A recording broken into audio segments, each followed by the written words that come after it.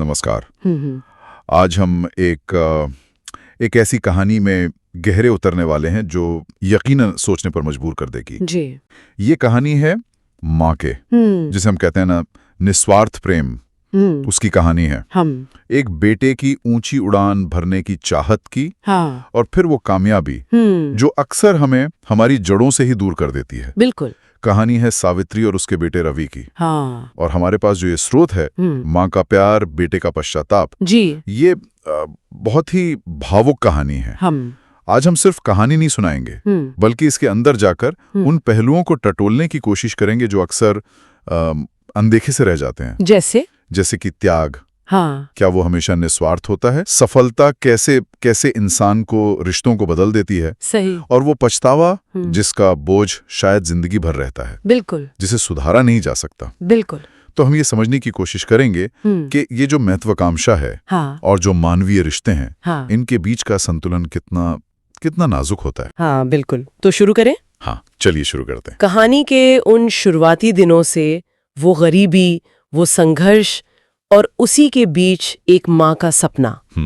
सावित्री एक छोटे से गांव की रहने वाली विधवा हो गई थी जब रवि मुश्किल से 5 साल का था। पति नहीं रहे। हाँ, दुनिया एक तरह से खत्म सी हो गई थी उनके लिए, लेकिन हिम्मत नहीं हारी। नहीं, बिल्कुल नहीं। अकेले रवि को पाला, दूसरों के घरों में काम करके, बर्तन मांजकर, जी तोड़ मेहनत करके। हाँ, लेकिन यहाँ ना सावित्री की इच्छा पर गौर करना जरूरी है। उसकी बस एक ही धुन थी। क्या? कि रवि पढ़ लिख जाए, बड़ा आदमी बने। वो अक्सर कहती थी, रवि बेटा तू खूब पढ़ना, इतना बड़ा आदमी बनना कि तुझे वो सब मिले जो मुझे कभी नहीं मिला। अब यहाँ सोचने वाली बात है ना?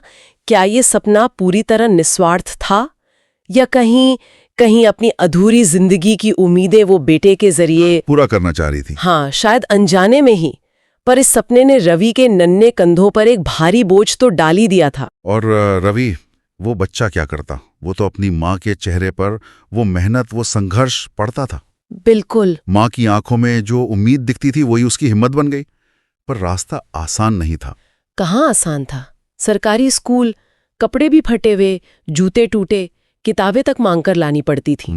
और माँ का त्याग, वो और भी गहरा था। कहानी में है कि कई रातें वो खुद भूखी सोईं ताकि बेटा भरपेट खा सके। हाँ, ये सिर्फ रोटी देना नहीं था, ये तो जैसे अपना आज बेटे के कल के लिए कुर्बान कर देना था। सही कहा। लेकिन यहाँ एक और पहलू है। क्या इस तरह का, मतलब इतना ज्यादा त्याग, कभी कभी रिश्ते पर एक अलग तरह का दबाव नहीं डालता, अनजाने में ही सही? ये भी सोचने वाली बात है। खैर, रवि ने माँ के इस तरह की लाज रखी। उसने पढ़ाई में जी जान लगा दी। हाँ, वो बहुत मेहनती था। और फिर वो दिन आया, पहली बड़ी खुशी, 10वीं का रिजल्ट। हाँ, रवि ने पूरे जिले में टॉप किया था। सोचिए, ये सिर्फ रवि की जीत नहीं थी, ये तो सावित्री के सालों के संघर्ष की जीत थी। बिल्कुल।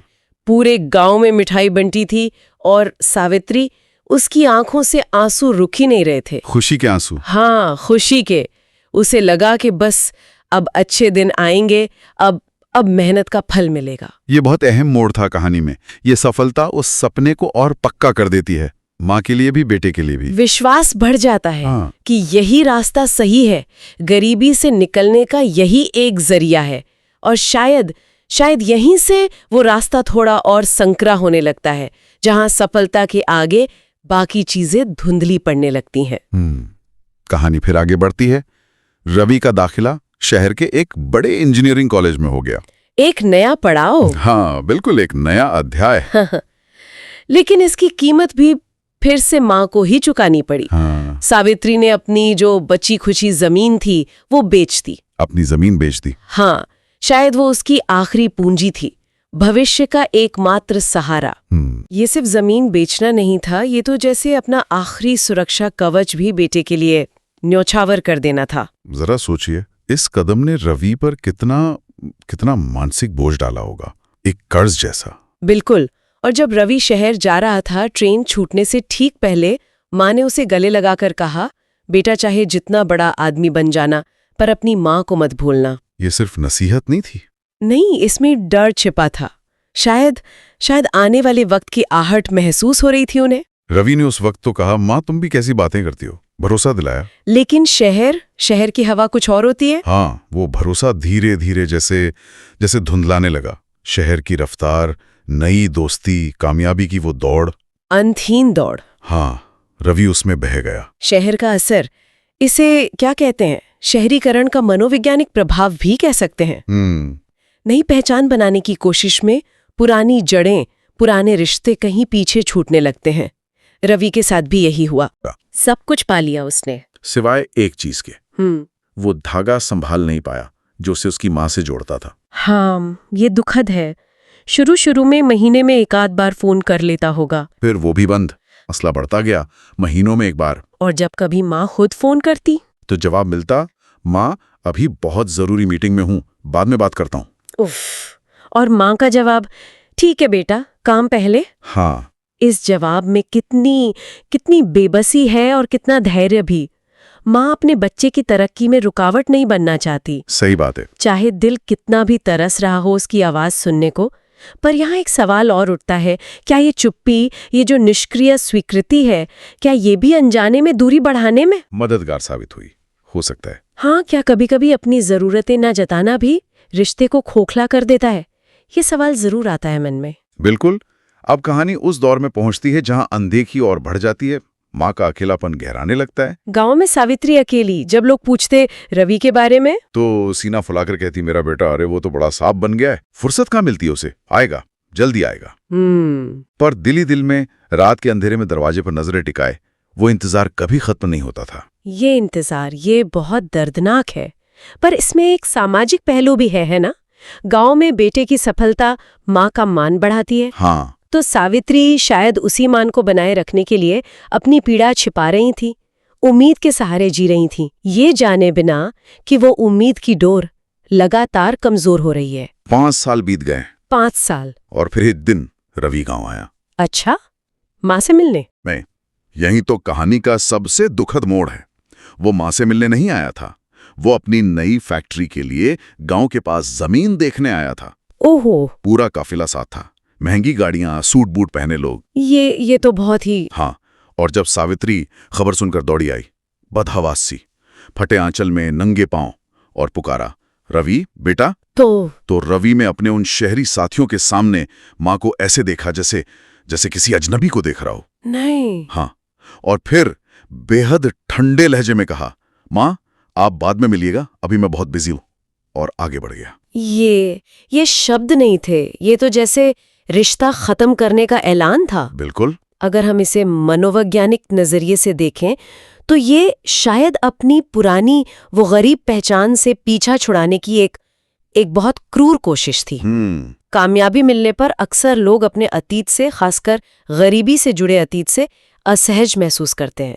लेकिन यहाँ ये सिर्फ शर्मिंदगी नहीं लगती, ये तो उस नींव को ही नकार देना है जिस पर उसकी सफलता की इमारत खड़ी थी। हाँ, जैसे अपनी जड़ों को ही काट देना। बिल्कुल, एक तरह का जैसे प्रतीकात्मक मावध, उस जुड़ाव को ही मार देना जो उसे उसकी पुरानी, कमतर समझी जाने वाली जिंदगी की याद दिलाता था। उस एक पल ने सावित्री को पूरी तरह तोड़ दिया। उसके आंसू वहीं धूल में गिरते रहे, किसी ने नहीं पहुंचे।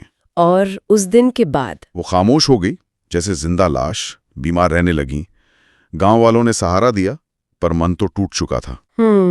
बस यही कहती थी, मुझे उसके पैसे नहीं चाहिए थे, बस उसका थोड़ा सा प्यार, थोड़ा सा अपनापन चाहिए था। कितना बड़ा विरोधाभास है ना?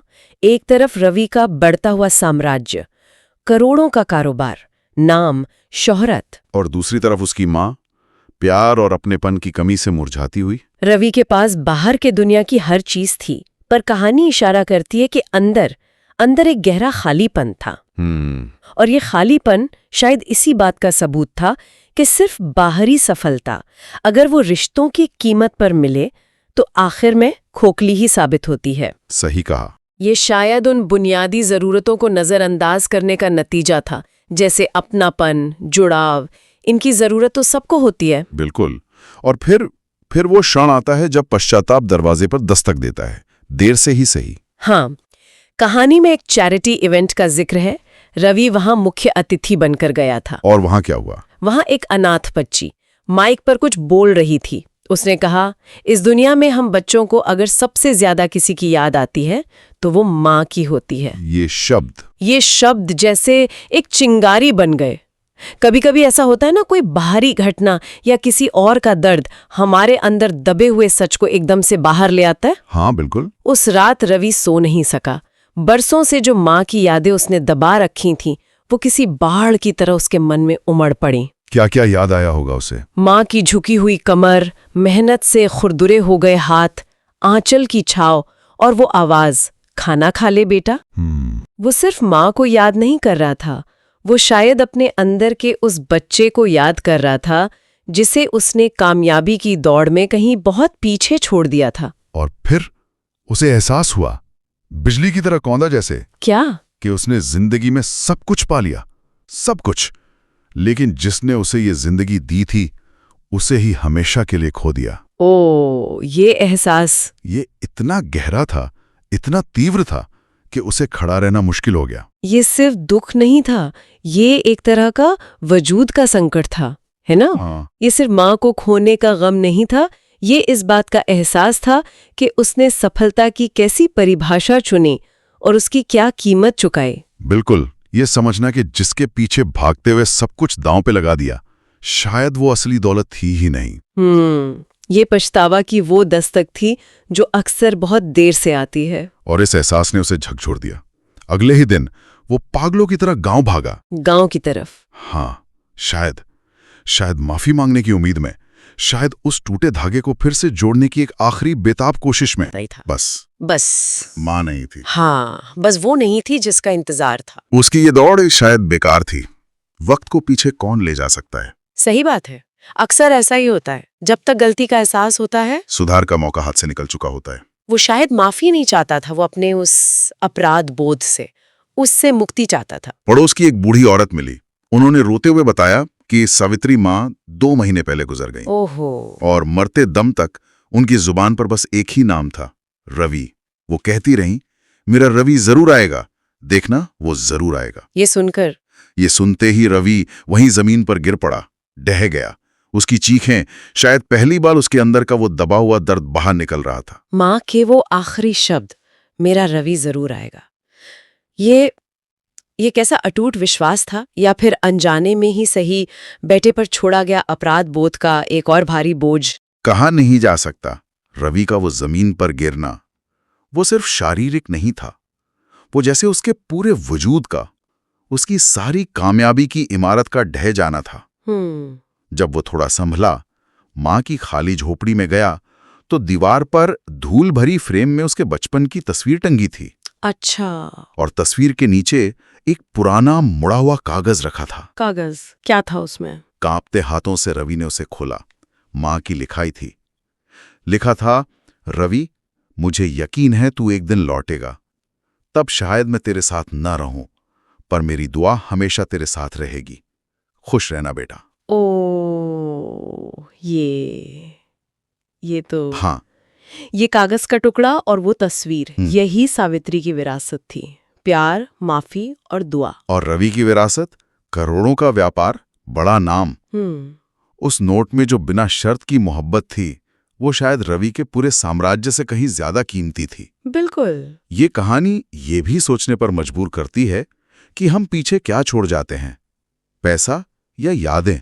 सही। उस दिन दुनिया की नजर में जो कामयाब रवि था, वो खुद को दुनिया का सबसे कंगाल इंसान महसूस कर रहा था।